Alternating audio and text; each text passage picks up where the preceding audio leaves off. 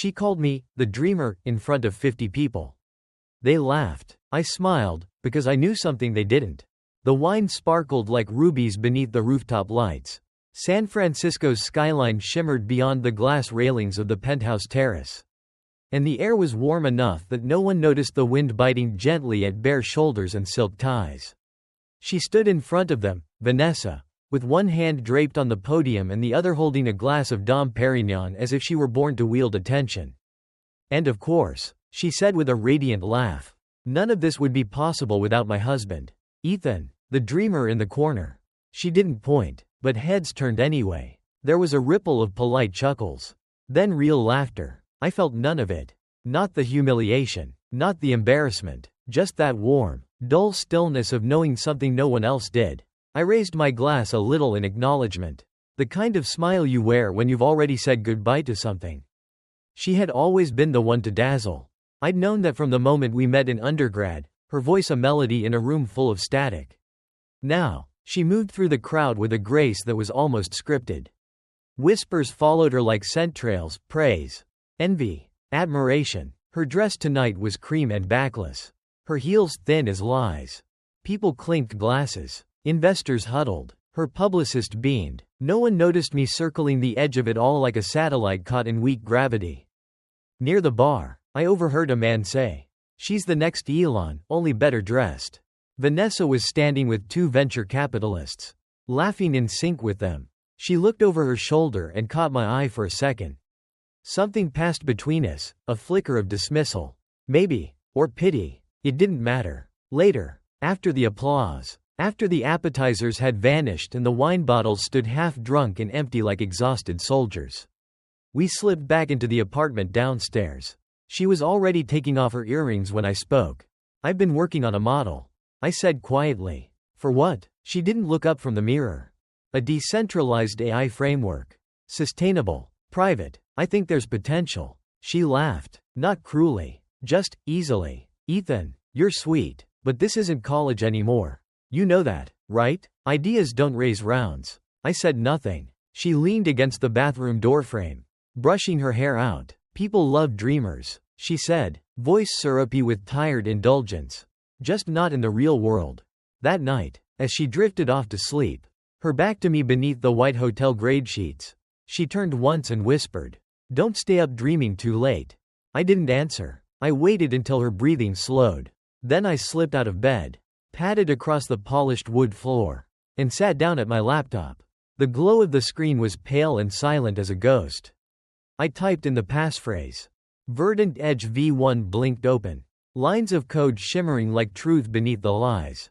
The app wasn't finished. Neither was I. When I stood an hour later, my eyes burning with sleepless resolve, I walked to the window and looked out. The city was still awake. As if keeping secrets too.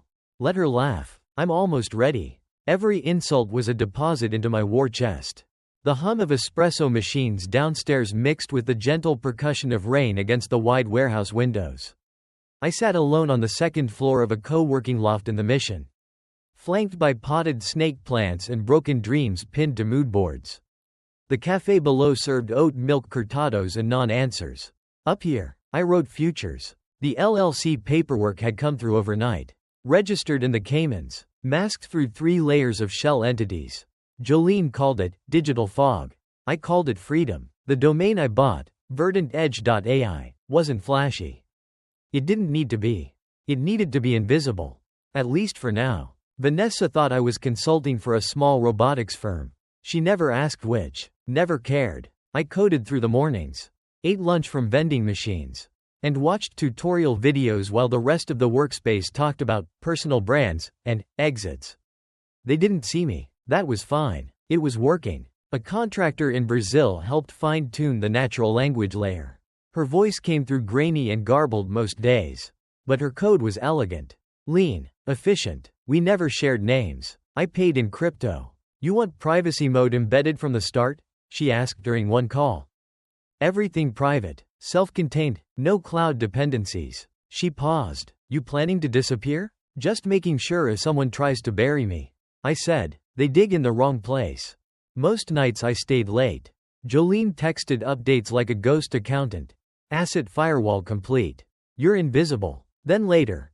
Singapore group wants to seed $150,000.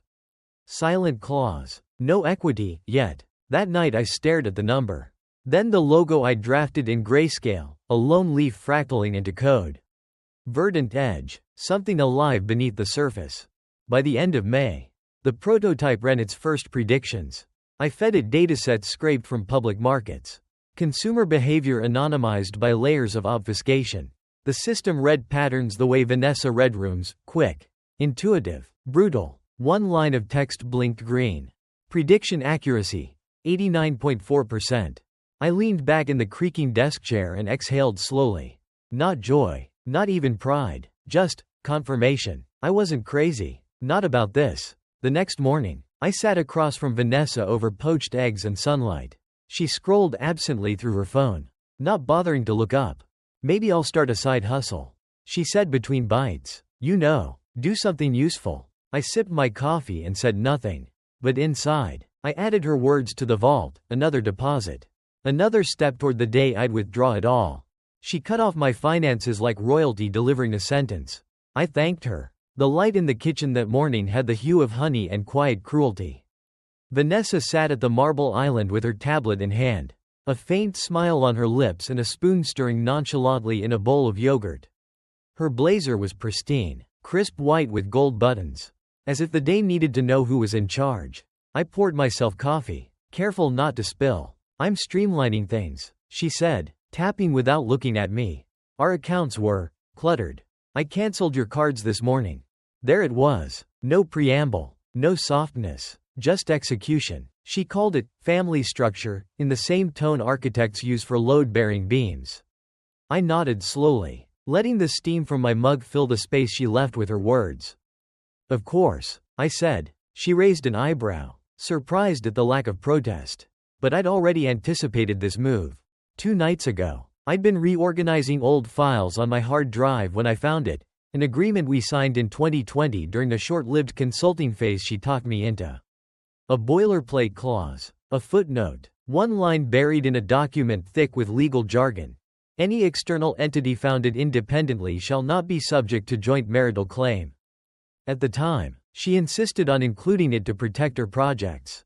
Now, it protected mine. I scanned it and sent it to Jolene that same hour. She responded after 4 minutes. This changes everything. Vanessa slid her tablet across the counter toward me. A dashboard glowed with graphs and color-coded breakdowns of expenses. See? It's cleaner, simpler. I glanced over the figures. Nodded appreciatively. Thanks for helping me simplify too, I said. She blinked, sensing something but not quite sure what. Later that day, I was sitting alone in the home office when my phone lit up. Julia Bennett mentioned you. A message. I hadn't heard from Julia in 2 years. She was the one Vanessa had quietly sabotaged during a competitive pitch. I tapped the message open. Just one line. You weren't crazy. That evening, Vanessa stood by the floor-to-ceiling windows, her glass of wine catching sunset like liquid fire. Guess what? She said with glee. I'm speaking at the Women's Finance Summit next month. Panels called Empowerment Starts at Home. I watched her reflection in the glass. She looked proud, gleaming. So did I, just not for the same reason. While she rehearsed her speech on power, I wrote the algorithm that would rewrite our story. The warehouse didn't look like much from the outside, peeling paint, a crooked mailbox, and a locked steel door that barked when you knocked. But inside, it pulsed with quiet potential. Skylights cast slanted shadows across long wooden tables. Power cords ran like veins across the floor. The air smelled faintly of solder and old ambition. Julia was already there when I arrived. She wore a faded hoodie over a linen dress, her hair pinned carelessly as if math had interrupted her grooming. She didn't look like someone Vanessa would consider a threat. That was the point. 3 seconds late, she said, not looking up from the monitor. I downgraded your punctuality rating. I smiled, more reflex than emotion, compensating with coffee. She took the cup and nodded toward the screen. It's elegant, she said. Verdant edge. You weren't lying. We hadn't seen each other in nearly a decade. Back in undergrad, Julia and I had spent late nights in the robotics lab, competing over lines of code like chess moves. Then Vanessa entered. She didn't steal Julia's algorithm, she stole the spotlight. When their pitch to Kessel Capital tanked, Julia took the fall. Vanessa walked out with a new contact list. Now here we were again, building something no one else could see coming. The prediction engine's sharp, Julia said, but it's not built for speed. I gestured toward the left monitor. That's where you come in. We worked in bursts. Days blurred into evenings. Her engineers chimed in from Berlin and Montreal. Voiceless but relentless. We stripped the AI to its leanest skeleton, then trained it on real-time anomalies. It began to anticipate, not just trends but reactions to trends. The future interpreting its own footsteps. At night, Julia asked questions Vanessa never had. What does winning look like to you? She said once over Thai takeout. Control, I said. Freedom, same thing. She nodded slowly. The way people do when they're filing your answer way.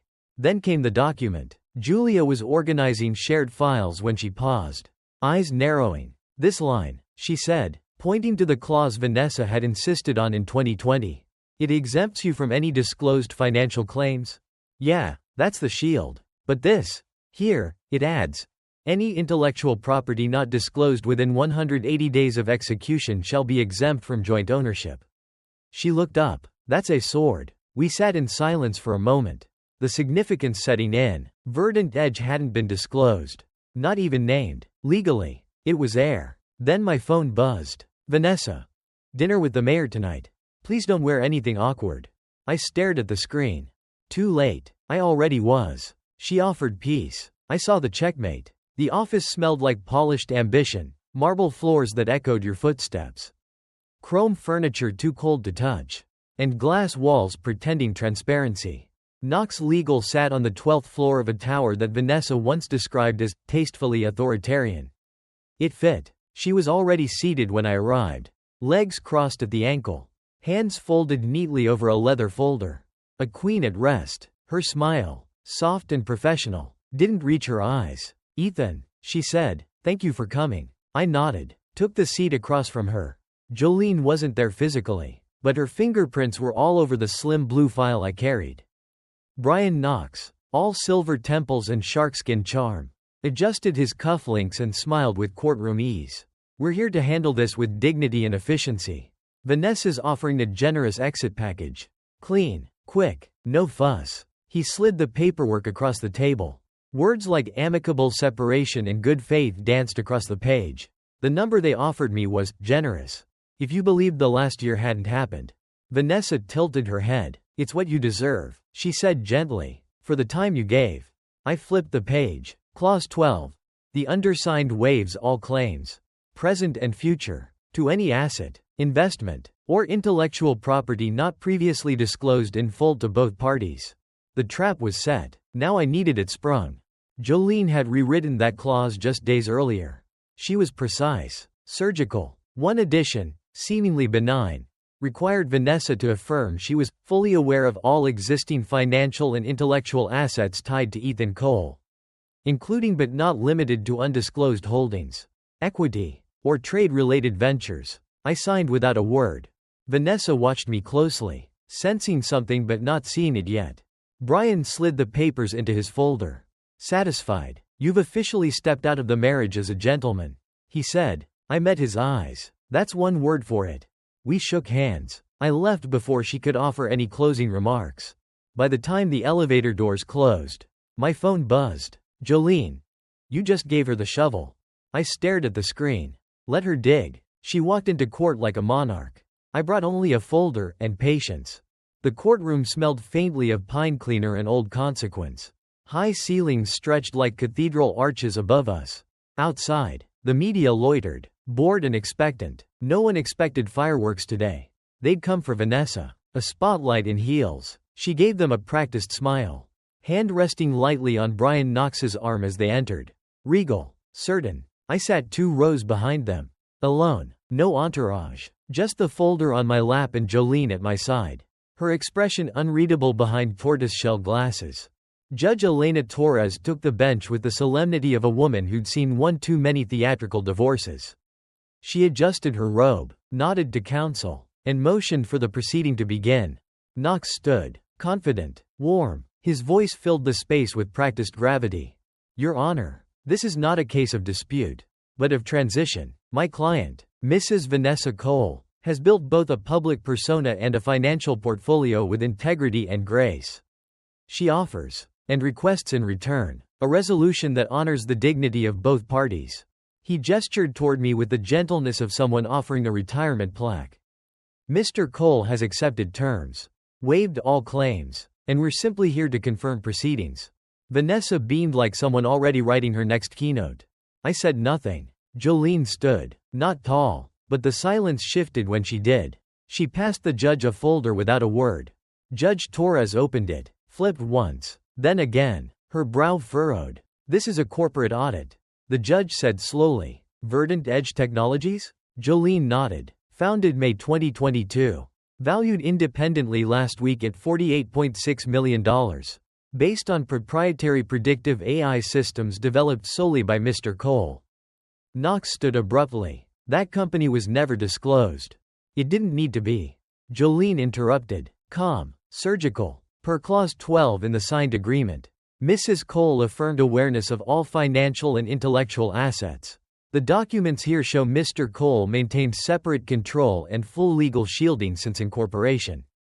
The judge kept reading. Ownership distribution. 92% held by Mr. Ethan Cole. The remaining equity, silent stakeholders. No mention of Mrs. Cole. There was a rustle behind us, someone in the gallery inhaling too sharply. Vanessa's mouth opened, closed. Her nails tapped once, then froze. Judge Torres looked up. And per the clause you signed, Mrs. Cole, you've already waived any claim. The gavel hadn't fallen yet, but the silence that followed rang louder than any verdict. Her empire was made of mirrors. One truth shattered them all. The courtroom still buzzed with static tension. The kind that lingers after something irreversible has cracked through decorum. Vanessa sat rigid, her expression a fortress built too fast to be safe. Knox shuffled papers with unnecessary vigor. His jaw tight. He stood and cleared his throat. Your Honor, we request a delay to assess the implications of this newly presented material. Judge Torres didn't even look up. Motion denied. You had the same document your client signed. Vanessa turned to him, her whisper sharp and trembled. But I couldn't make out the words. I didn't need to. The damage wasn't fresh, it was cumulative. Paper cuts that had finally bled out. As they packed their materials, I sat still, calm. The folder on my lap now a closed chapter. My phone buzzed. Julia. Want me to delete the recording? The one where she says Verdant Edge was just your sad little coding phase. I paused. My thumb hovered. Ethan. No, this isn't revenge. It's closure. From a cafe across town. Julia watched the courthouse livestream in silence. She'd known how this would end before I did. She always had a better view of the whole board. Outside. The cameras waited like open jaws. Reporters barked questions as the heavy doors opened. Vanessa emerged first, no smile. No hand on her hip. No curated confidence. Just a tight-lipped queen whose crown had been repossessed. Vanessa, any comment on the $48 million blind spot? Did you know Verdant Edge existed? Are you filing for appeal? She didn't answer. She couldn't. I followed minutes later. Head low. Steps measured. Some of the cameras pivoted to me. But they were unsure. I was no headline, just the man behind the mirror. As I reached the sidewalk, another buzz in my pocket. Unknown number. We should talk now. Shouldn't we? No name, just memory. A voice from before it all. I didn't respond. Not yet. Let the truth echo first. Let it finish collapsing what needed to fall. She was still beautiful, but now. No one applauded. The condo, once her curated kingdom, had softened into quiet ruin. Wineglasses lingered on counters beside unopened mail.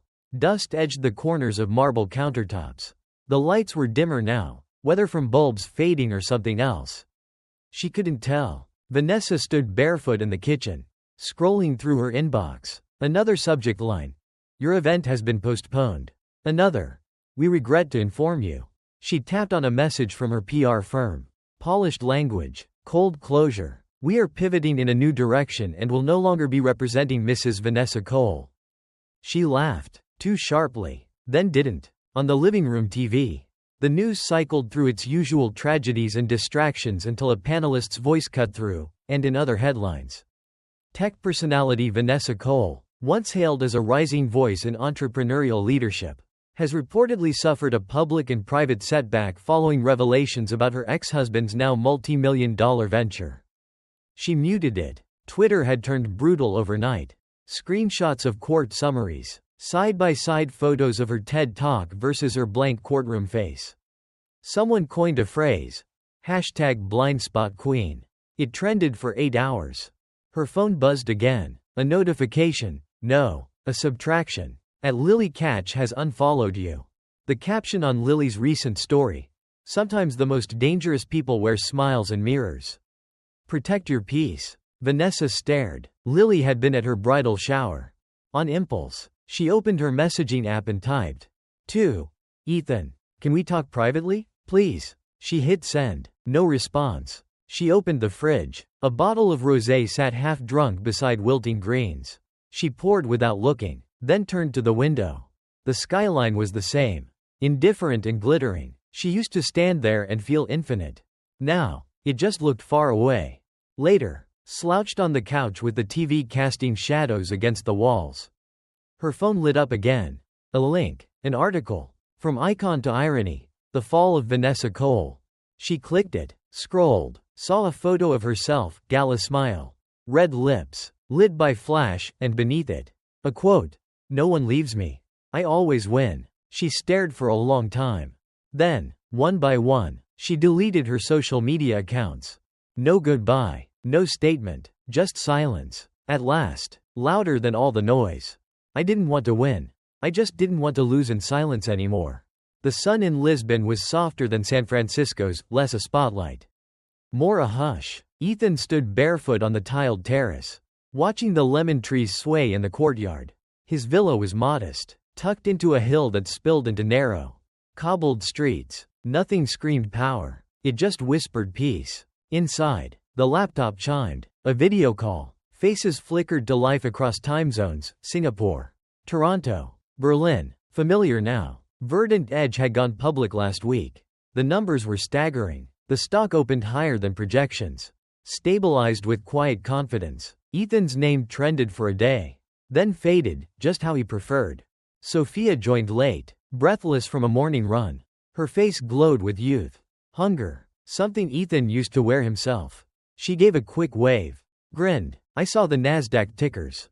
We're real now." "You were always real," Ethan said. He'd signed the paperwork yesterday, transferring small equity blocks to Sophia and 5 others who'd helped shape Verdant Edge in those quiet, caffeinated hours. Jolene called it quiet inheritance. Ethan just called it fair. Interview requests flooded his inbox. 60 Minutes. Forbes. Fast Company. He declined all of them. "What would I say?" he told Julia in an email. "That sometimes being underestimated is your greatest gift?" She replied with a one-line email. "Exactly." The call wound down. Backslaps. Thank yous. Muted applause. Ethan closed his laptop, leaned back in his chair. The wind smelled like sea salt and something green. Sophia lingered. "Will you ever go back?" she asked. Ethan didn't hesitate. "I've already gone forward." She smiled. "Got it." Later that evening, as the sky blushed into its Portuguese gold, the villa's gate bell rang. A courier handed Ethan a thick envelope. No logo. No return address. Inside, a letter. Handwritten. Slanted cursive on ivory stock. "Ethan, I know what she took from you. I also know what she took from me. Claudia, *. Claudia. Vanessa's older sister." He hadn't heard her name in years. The judge closed the case with a gavel. I closed the war, with silence. The stage lights at the Global AI Summit in Munich weren't blinding. They were warm, like a sun that didn't ask anything from you. Ethan stood center stage, hands folded lightly in front of him. No slides, no theatrics, just his voice. I once heard someone say, "Innovation is the reward of being overlooked long enough." He paused, letting the words stretch. Turns out, they were right. The auditorium held 1,000 minds, engineers, founders, skeptics, but right now, they were quiet, listening. Ethan's story wasn't dramatic. There were no soaring tales of overnight success. No scandal bait. He spoke of doubt as fuel, and of building in the shadows when applause wasn't available. He never said Vanessa's name. In the brief Q&A that followed, a journalist stood and asked what everyone had been dancing around. Mr. Cole, your story's been called many things. The silent coup. The mirror reversal. But not everyone could walk away without gloating. How did you? Ethan smiled softly. When silence becomes strength, gloating feels like weakness. They didn't ask again. Later, at a riverside cafe that smelled of fresh bread and late March thaw, Sophia stirred foam into her coffee. You didn't even mention her name, she said, a playful glint in her eye. That's the whole point, Ethan replied, folding his coat over the chair. He pulled a small black notebook from his pocket, a moleskin. Edges worn from travel. Inside, beneath diagrams and quotes, he wrote one final sentence. My silence built this. He closed the book. No smile. Just stillness and peace. The courtroom fell silent, but the echoes of truth remained. Ethan never raised his voice. Never sought applause. He simply let the facts speak where love and fairness once failed. Justice, in its most powerful form, came not with fury but with patience and precision. When injustice is met with unwavering courage, the final verdict can echo through a lifetime. Some victories are not loud, they're quiet signatures and silence. Where truth writes the last word.